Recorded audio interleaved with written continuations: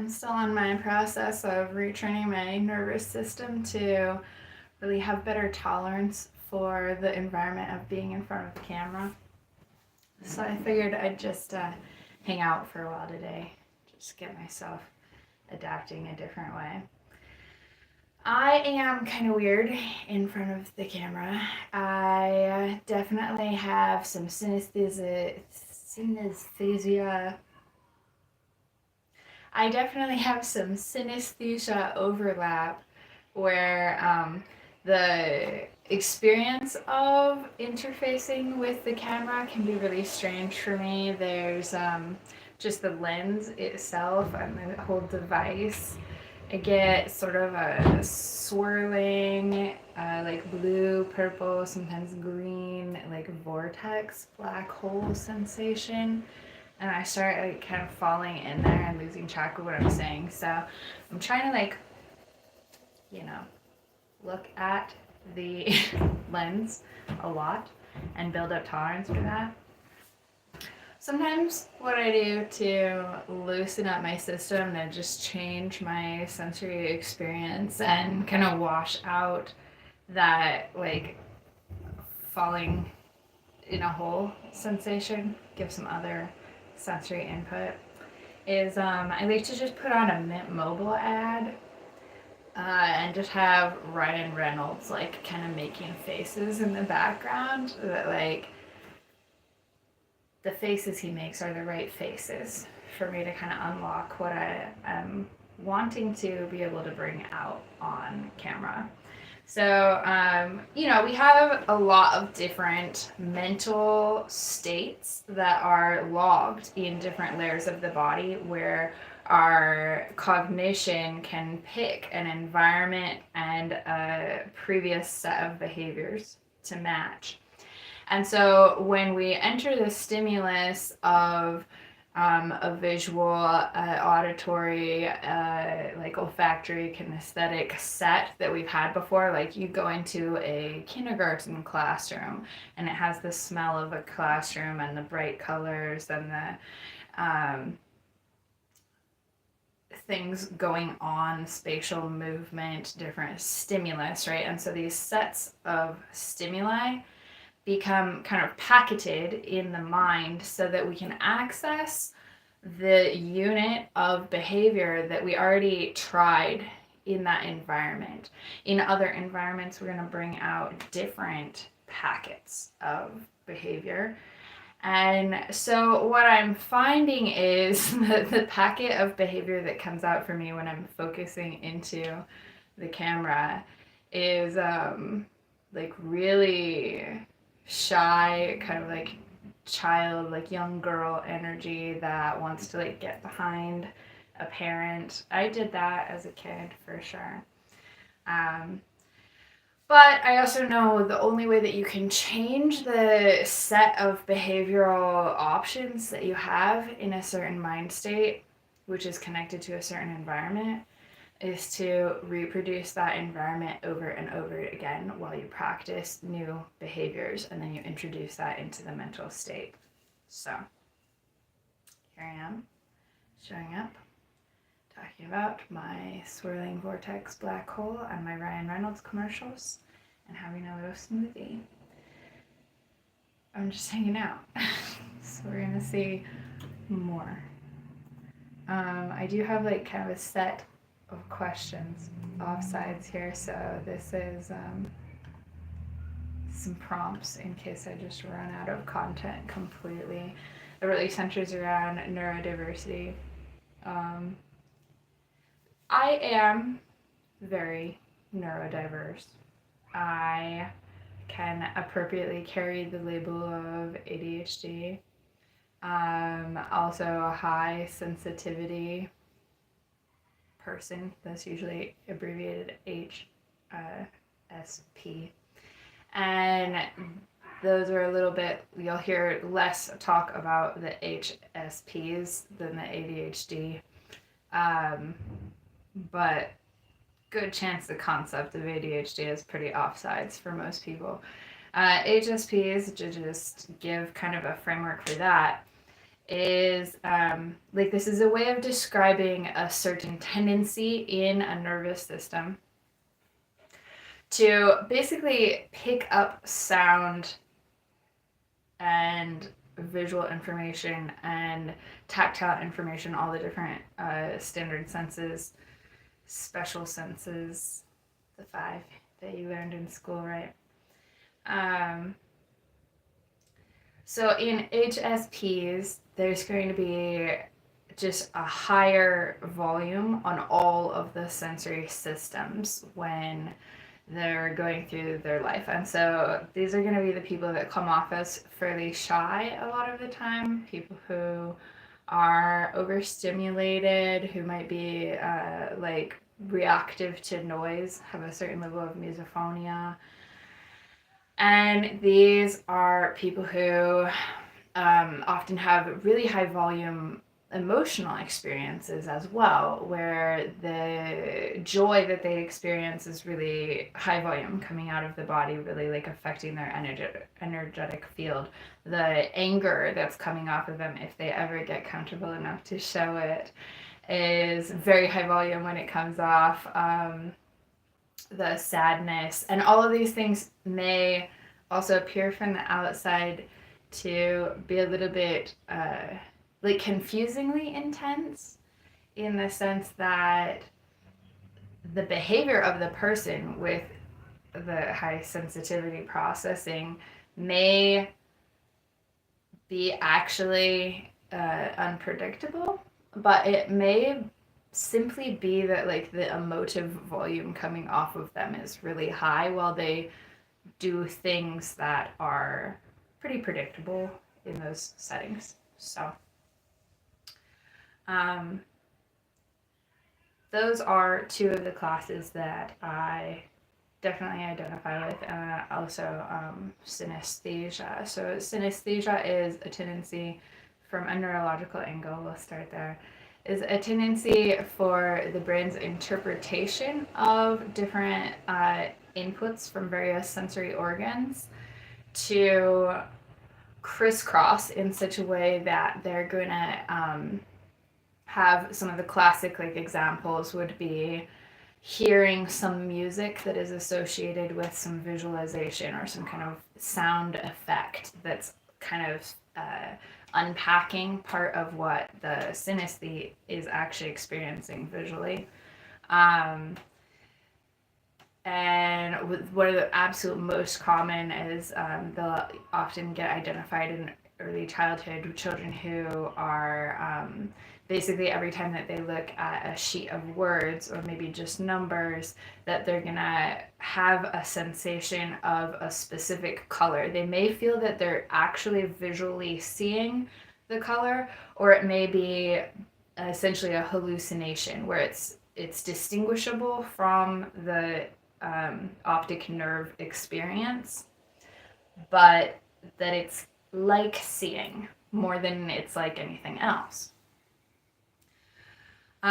So those will be often associated with numbers. They'll see it in children. Those are the most likely to get found, but there are actually at least a few hundred different possible synesthesias that web across everything from like the kind of amygdala electromagnetic uptake wiring into the sound sense, or touch wiring into temperature, or like it can really cross any direction. And I personally have at least 14, 15 distinct synesthesias. And to my knowledge, all of the tactile synesthesias that are known. So that means that when I am touching something, someone, that I'm getting sound information, visual information, kind of spatial, almost like a sense of chronology information. If this was like 300 years ago or further into the past, we wouldn't have, of course, the more like modern science language to use on these conditions. I would just be a witch. Um, and because this information is like involuntary and it's hitting my system and it's constant, it's fairly reliable in the sense that if I experience one combination one time, then it will likely be triggered by the same kind of stimulus. And so in the future, it becomes more and more useful information, the same that way that if you smell a peach pie baking for the first time, you may not have a clear idea of what to expect next. But after the fifth time that you've smelled the peach pie and that effectively predicts the taste of peach pie, you get it?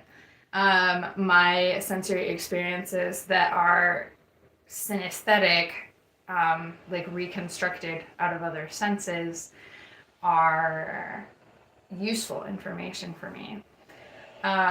So my friends and I kind of joke, like essentially this is X-ray vision. When I'm touching a person, information that is perceived to me as inside of them is like recombining in my brain and becoming different, like really different sensory experience, but it also is really useful as I touch hundreds of people. And so my internal map of what all people are like inside and what people with certain conditions or certain nervous system states are like inside on a like color, sound, texture, not usually taste, um, sense of like the field that is operating inside of people. This information becomes more and more useful for me over time. So the more I do it, the more predicative the information that I pick up can be. I've been practicing bodywork full time for 5 years, bodywork and guidance. Guidance in the sense of, I don't really like to say coaching because that to me really still sounds like a goal oriented, performance driven process where somebody comes along, somebody and they're like, have already mastered the physical or mental skill set to accomplish some certain tasks and improve certain outcomes. And that's not the kind of client that I'm usually going for. I'm usually working with people who really need to safely explore and that they don't necessarily need one specific skill set that they've already figured out, but they need to be safely reflected in another person who can see and know a lot about them quickly, so that they can explore sides of themselves that they have a hard time accessing with maybe more standard therapy or other approaches. So when somebody comes into my treatment room, I'll usually start by going over a history of all of the systems of their body and really just ask them to reflect. I'm sure that you've seen, maybe going into massage therapy or other clinical settings, I've seen the form where they ask you to just circle everything that has ever gone wrong with you. And I don't like that. I think that it's really useful for people to surface what they can already perceive, without like kind of the, if you will, like hypnotic suggestion of many different problems. I don't want people to be going into a nervous state of like arousing awareness of negative possibilities that they haven't even dealt with. I want them to tell me about who they are and where they're coming from, and I want them to go through their own physical experience of what is currently meaningful to them, to allow them a chance to check in and literally close their eyes and feel the sensations that are actively happening now in the body. and I want them to tell me information about that. And then just to make sure that we're thorough enough to keep them safe during treatment protocols, then I'll kind of just check through each system of the body, like how's your skin? Anything come up with your skin? Anything come up with your bones or joints? When you think about your digestion, are there any questions that you've had, kind of thing? And so, like, I do like to, for body work, it's a very thorough intake and map. For guidance, it's probably not as expansive as some other practitioners. Um, but again, these are most typically happening in my treatment room. I don't do a lot of virtual work. I don't prefer it because of that, like, falling into the camera thing. So um, I like to have people in my room where I can really, like, use my full set of my senses to perceive them and know them. So the conversation can be a little bit less in depth initially because I just need to initially map out who that person is, what their priorities are for their health intervention, and what kind of shifts they feel like would make the most difference the fastest, while also being able to kind of scan them first without any kind of touch, but eventually with my hands on their body, to kind of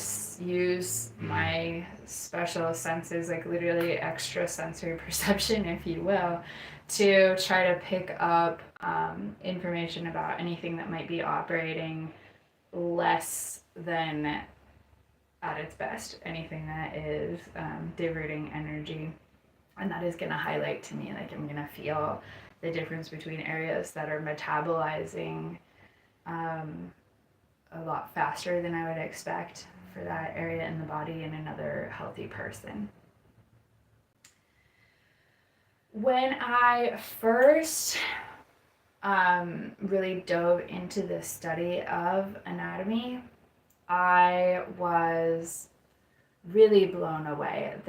It was really amazing for me to get to dive in and ask all of the questions that I had and have all the conversations and to, like, hear the students around me, like, processing through their ideas of what was, because, like, what's inside our bodies, right? So we're processing these ideas, what's inside our bodies, but everybody has a body. And so if you go into a classroom of like geologist students, and you are learning the new terms and you're learning, like, what to look out for, like, a lot of these people are not going to have experience in one or more of the terrains under discussion, but of course in a room full of anatomy students, whether or not the students can effectively use vocabulary or express awareness of the specific systems of the body, they all do have experience of the terrain of their skin, of the terrain of their bones, of their joints, of their viscera,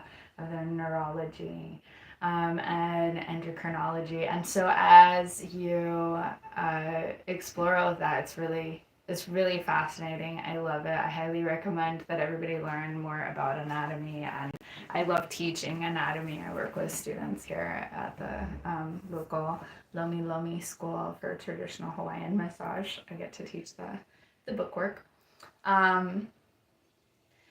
So that to say, when I went back to school and I was studying and really applying that vocabulary, learning how to put the terms onto the sensory experiences, and be able to kind of map that inside of me and inside of other people, this embodiment process, which is, like, literally what that means when you're hearing people, like, in a spiritual place talk about their embodiment. Like, we mean, like, literally having the existence which takes place inside of the body, rather than being stuck in the existence that takes place only in the mind, which is, like, an alternative to reality. Like, go there, hang out, it's interesting.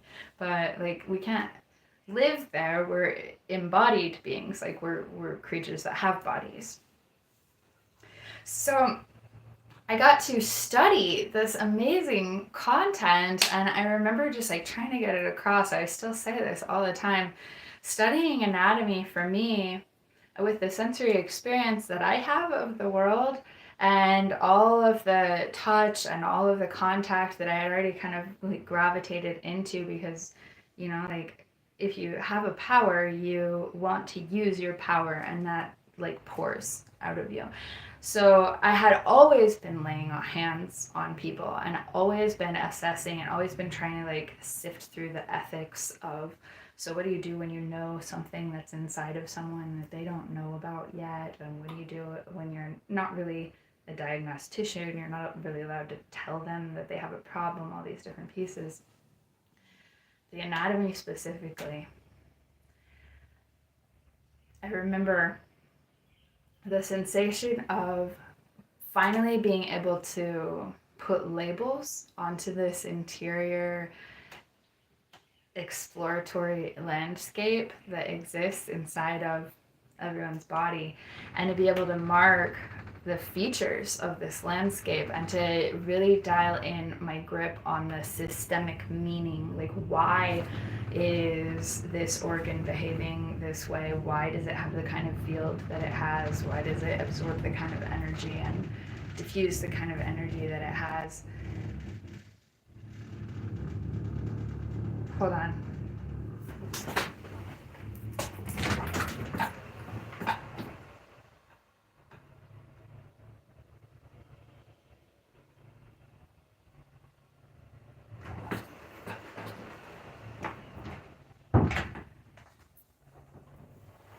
There's some crazy vibrations right now.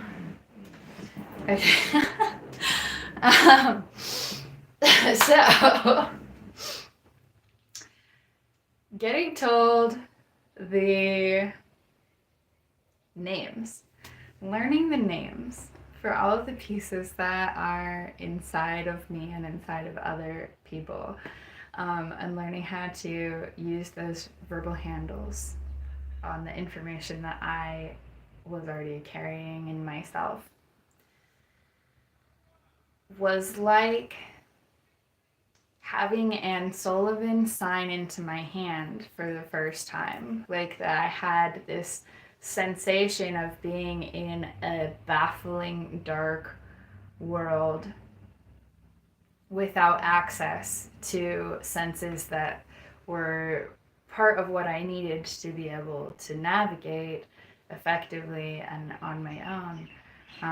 It was very overwhelming and overstimulating before I figured out how to use the information.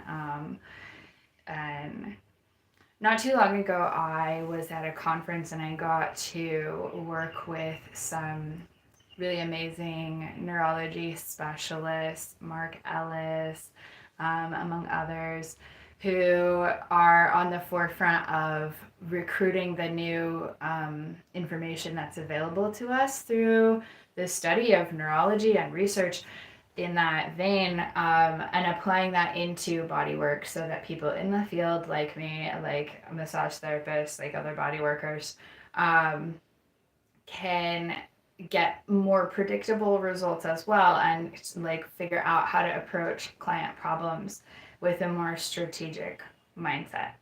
So getting to work with him was really cool. He gave me a term that I had never really heard anyone use before, which is collapse event. And this is when basically the entire nervous system is so overloaded with information coming in and possibly conflicting impulses, which is like really energetically costly, right? When you have an impulse, like on a muscular level, you have an impulse or an instinct to jump into action, but you're also cognitively restraining that impulse. And so you're using energy on both directions. This is exactly the same as riding the gas and the brakes at the same time. And when the cumulative effect of that energy use and the processing of the incoming sensory information hits a certain threshold, then basically you'll lose the ability to operate the like fine details of your neuromuscular system. So you lay down, you lay down, and I thought I was having panic attacks for decades. I was like, this is like it must be emotional, like because there's no obvious physiological explanation. Like you can get however many workups, it's not going to show in your blood work, it's not going to show in a clinical observation in a like quiet room where this sensory overload is not going to happen. They will never see it. But out in the rest of the world, when you're trying to function and when you're trying to find what you need to locate by scanning letters and words in a busy environment, and there's movement and your eye tracking is getting ripped to the behaviors of other individuals around you, and the sounds that everyone is making and the smells and the interior sensations of your own physiological workings, literally the heartbeat, the breath, can become so distracting and so overloading that it looks like passing out. So I was, through most of my youth, like really giving a certain like extra percentage, like 10% of my availability in the world mentally was getting spent on anticipating possible collapse events and avoiding environments that would cause them to happen, and also a certain amount of like trying to cover up somehow, like weave back together the social consequences of this very confusing behavior. I didn't lose consciousness. I was aware and I could hear. And to some extent, I could respond if it was like, if I could kind of get a break and surface a little bit.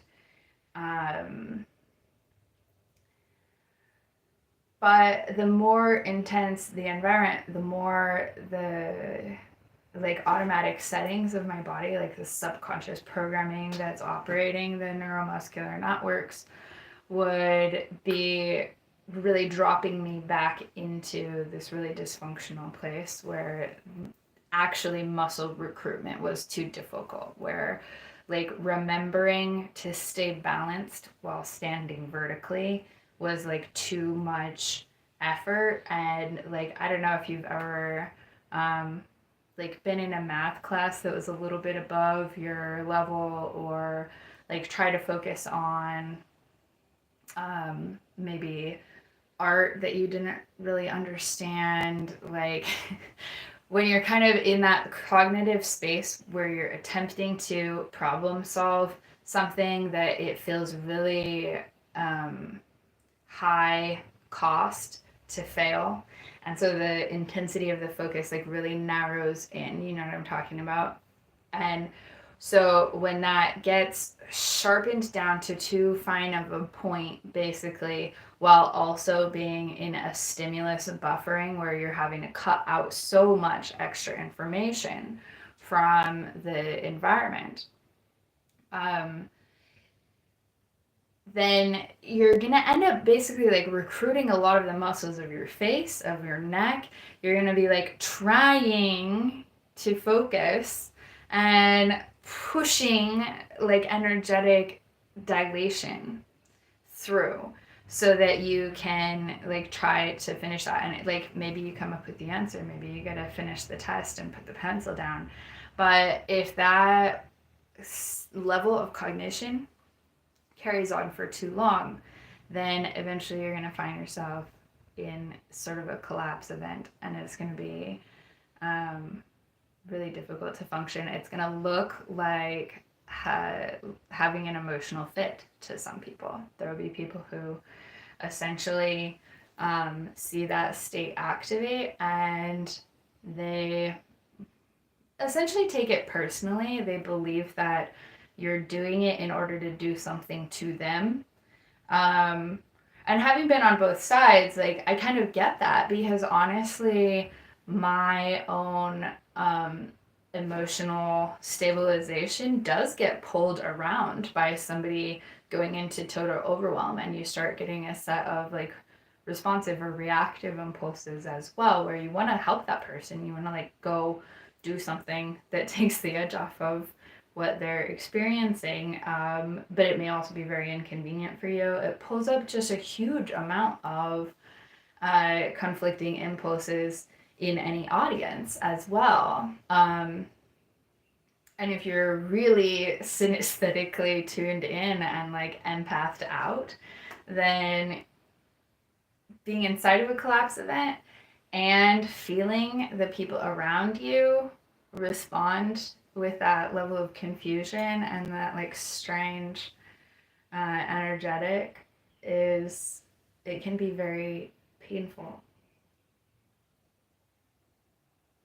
So here I am. And I just cleared half an hour on video. So that is definitely the longest and the most relaxed that I think I've gotten on camera. I was alone here, although I technically like took the little risk of leaving it open to the public. There was somebody in here for like a minute back there, and I was kind of relieved when they left, honestly. So yeah, I would call that a success. I said a lot of stuff. I'll probably say a fair amount of it again eventually, because it was not the most organized presentation I've ever made. But in terms of my own experience of wandering through my body and my thoughts and feelings, bringing that out vulnerably while on camera, and also managing to filter this like colorful swirls that the camera is doing at me. I think you made progress. So thanks for hanging out, and I'll be back.